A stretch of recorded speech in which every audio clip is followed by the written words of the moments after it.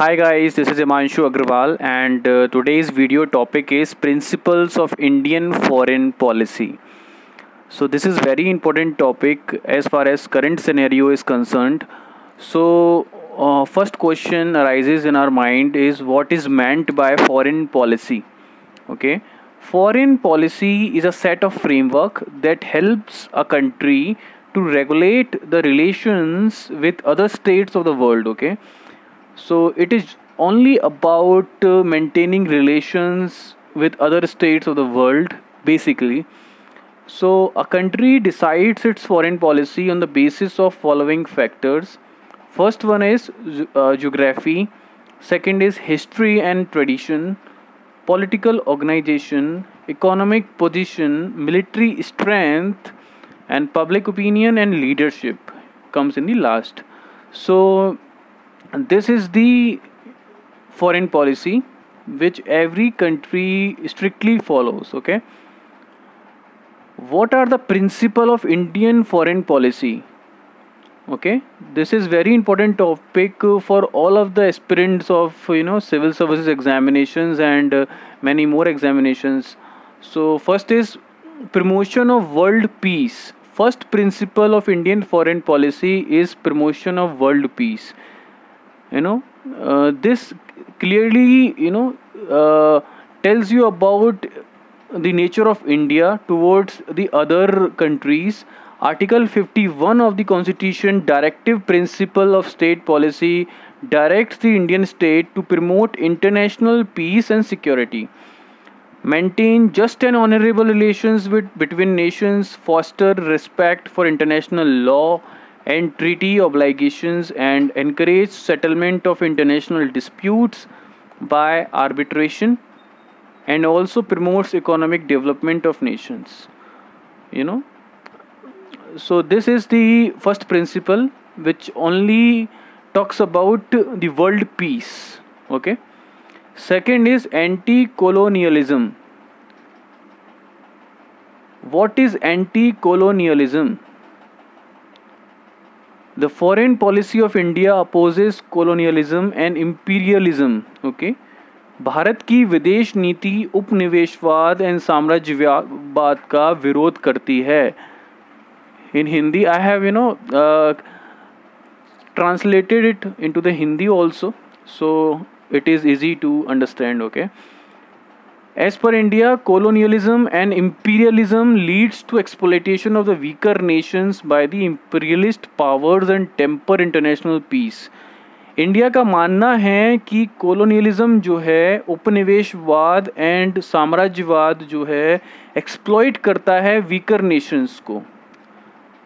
कौन एक्सप्लॉइट करता है? जो कि पावरफुल कंट्रीज़ हैं, imperialist powers and temper international, and जो इंपीरियलिस्ट पावर्स हैं. ओके, ऐसी कंट्रीज़ जो कि इंपीरियलिस्ट पावर्स हैं, जो कि वर्ल्ड पीस के लिए भी खतरा मानती हैं. भारत का मानना है कि उपनिवेशवाद और साम्राज्यवादी शक्तियों द्वारा कमज़ोर राष्ट्रों का शोषण करते हैं और अंतर्राष्ट्रीय शांति के प्रचार को प्रभावित करते हैं. ओके, एंड इसका मैंने अलग से एक क्लैरिफाई किया है कि what is colonialism and what is imperialism. So I have just these are the definitions of colonialism and imperialism. Colonialism is a practice or policy of control by one people or power over other people or areas. Okay, simple कि एक व्यक्ति का राज कह लो, या फिर power, एक व्यक्ति का राज और पावर ओवर अदर पीपल, और दूसरे व्यक्तियों के ऊपर जो है कंट्रोल रखना. ठीक है, और एक व्यक्ति का राज होना और या फिर एरियाज पे कंट्रोल रखना, ये कॉलोनियलिज्म के अंदर आते हैं. तो ऐसी प्रैक्टिसेस के खिलाफ इंडिया का हमेशा पॉइंट ऑफ व्यू रहता है. imperialism simply a policy of extending a country's power and influence through colonization. Okay, कि एक पॉलिसी है imperialism पॉलिसी, जिसका ये है कि वो पावर और इन्फ्लुएंस को दूसरी कंट्रीज पे एक्सटेंड करते हैं बाय यूजिंग colonialism. ओके, जैसे कि मिलिट्री को यूज़ करना दूसरे की कंट्री की टेरिटरी पर को इन्फ्लुएंस करने के लिए. ठीक है ना, this comes under the imperialism. So now we are going to the main topic. Okay,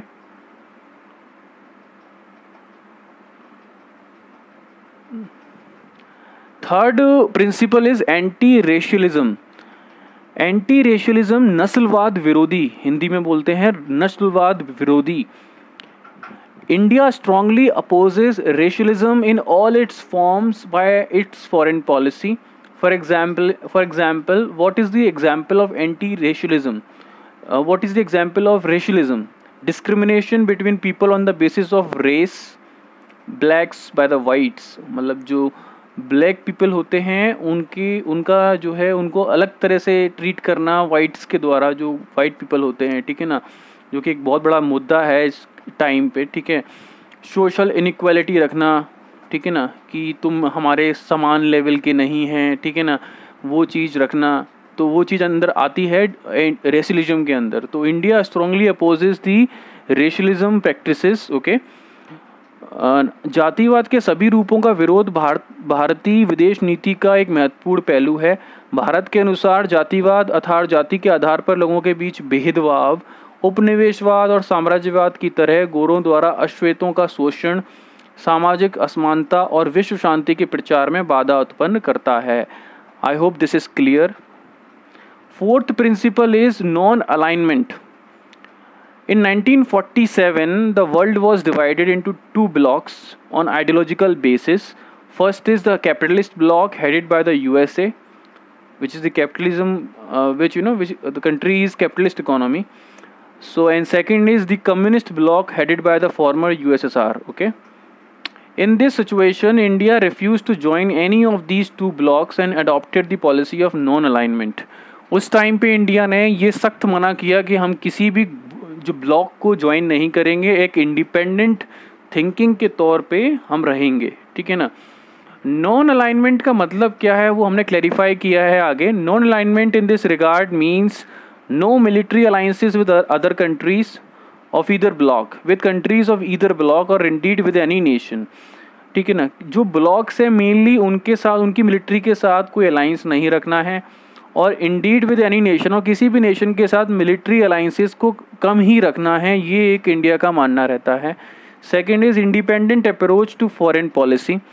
foreign policy के केस में एक इंडिपेंडेंट अप्रोच रखना कि हमारी पॉलिसी ऐसी है जो कि किसी से इन्फ्लुएंस नहीं होती है. We have the independent approach towards our foreign policy.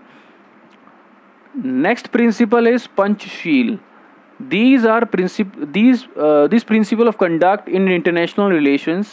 Panchsheel को कब लाया गया? Panchsheel was embodied in the preamble of the Indo-China Treaty on Tibet signed in 1954 by Jawaharlal Nehru and Chao en Lai. These principles are as follows. Panchsheel के कुछ principles हैं जो कि एक ट्रीटी के तहत साइन किए गए जवाहरलाल नेहरू के बीच में और चाओ एन लाई के बीच में, ठीक है. 1954 की ट्रीटी, इंडिया चाइना ट्रीटी, ठीक है. तो इसमें ये बोला गया कि पहला है mutual respect for each others territorial integrity and sovereignty.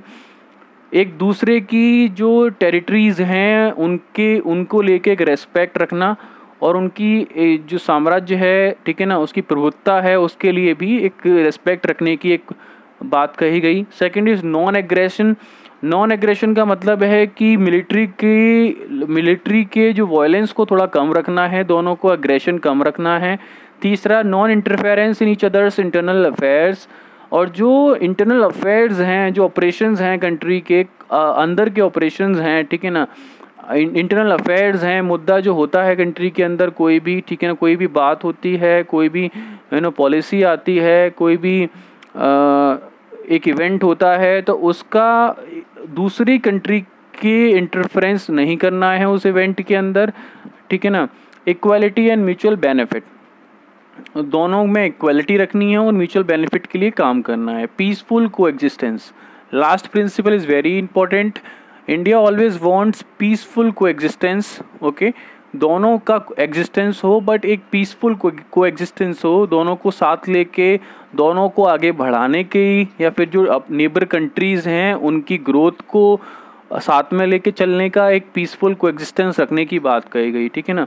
Hindi में मैंने क्लैरिफाई किया हुआ है. एक दूसरे की क्षेत्रीय अखंडता और संप्रभुता के लिए परस्पर सम्मान, गैर आक्रामकता, एक दूसरे के आंतरिक मामलों में हस्तक्षेप ना करना, समानता और पारस्परिक लाभ, और शांतिपूर्ण सह अस्तित्व. Next principle is Afro Asian bias. Okay, so ये चीज़ इंडिया पे कई बार लगती है कि इंडिया हमेशा एक बायस एक नेचर रखता है towards Afro Asian countries. The foreign policy of India always talks about maintaining friendly relations with all the countries of the world. However, it has always shown a special bias towards the Afro-Asian nations. India is always finding international support for the economic development of these countries. Okay, हमेशा India का ये रहता है कि ये एक support मांगता रहता है उन कंट्रीज़ के लिए जो कि एफ्रो एशियन कंट्रीज़ हैं और वीकर इकोनॉमीज़ हैं.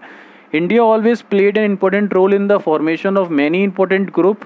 Indian Ocean Rim Association for Regional Cooperation 1995 and shark 1985. इन दोनों ग्रुप्स के फॉर्मेशन के लिए इंडिया ने काफ़ी महत्वपूर्ण भूमिका निभाई है. ठीक है. Next is links with Commonwealth. Commonwealth is a voluntary association of independent Nations. ये एक इंडिपेंडेंट नेशंस का एक वॉलेंट्रीली एसोसिएशन है. India declared the continuation of her full membership of the Commonwealth of the nation in 1949 itself. Okay, इसने 1949 में full एक membership रखने का डिक्लेरेशन किया था. This declaration does not affect India's republican character of India, neither pays final allegiance to the British crown. ठीक है ना. ये मानना है कि इसका ये मतलब नहीं है कि इन्होंने एक एलिजियंस दे दी है ब्रिटिश क्राउन को. इसका सिंपल सा मतलब है कि India as a India republican country के तौर पे ही माना जाएगा.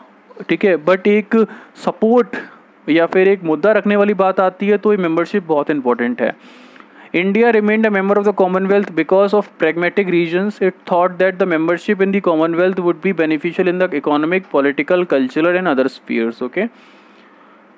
India hosted the 24th Commonwealth Summit at New Delhi in 1983. तो ये भी है कि 1983 में एक बार समिट जो है इंडिया होस्ट कर चुका है जो कि 24th कॉमनवेल्थ समिट थी. ठीक है ना. Next principle is support to the UNO.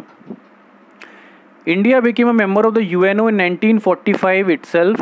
1945 में ही मेंबर बन गया था यूएनओ का. Since then it has been supporting the activities and programmes of UNO. ठीक है.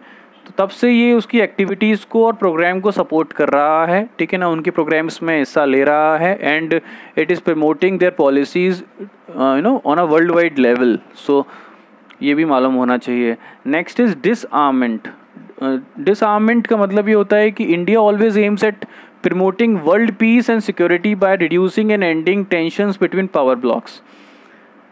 It always aims at promoting world peace. It is clearly told by the officials of the India and security of reducing and ending tension between power bloc. As you can see in Russia and Ukraine war which is currently going on, India is playing a very important role to counter this situation by using a peaceful and independent approach जो कि tension को reduce कर सके दोनों के बीच में. तो India always aims at promoting world peace. ये क्लियर होना चाहिए.